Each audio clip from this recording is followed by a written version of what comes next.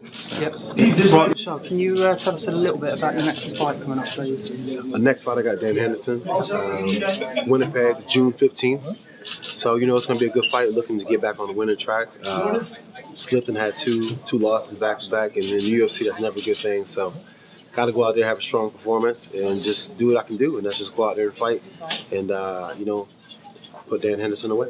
Yep. Is there anything you can attribute to the back-to-back losses? Nah, the one fight was, the John Jones, the champion, so that was a tough fight, great opponent. My last fight was just, lack of concentration, just the fact that, sometimes you go in there and you're on fire, sometimes you go in there and you are just trash, and I had a trash day, and, it was a bad performance, but, that's part of the sport, it's part of the sport. Sometimes you're good, sometimes you're not.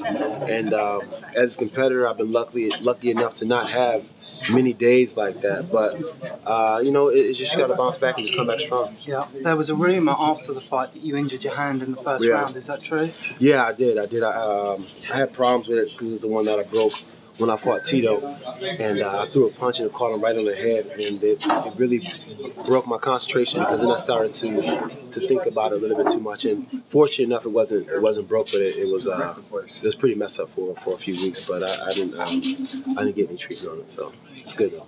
You're fighting Dan Henderson. Obviously, he's a Pride veteran, UFC veteran, Strikeforce.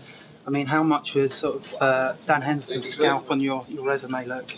It looks good. I mean, Dan Henderson is one of my favorite fighters. I love to watch Dan Henderson fight, and I love what he's done in the sport. And just being a small guy like myself, it's always good to see somebody my size put in that kind of work. Like, he's giant, and I have a lot of tremendous amount of respect for Dan Henderson. Yep. And obviously, Dan Henderson's mostly recognised as a wrestler.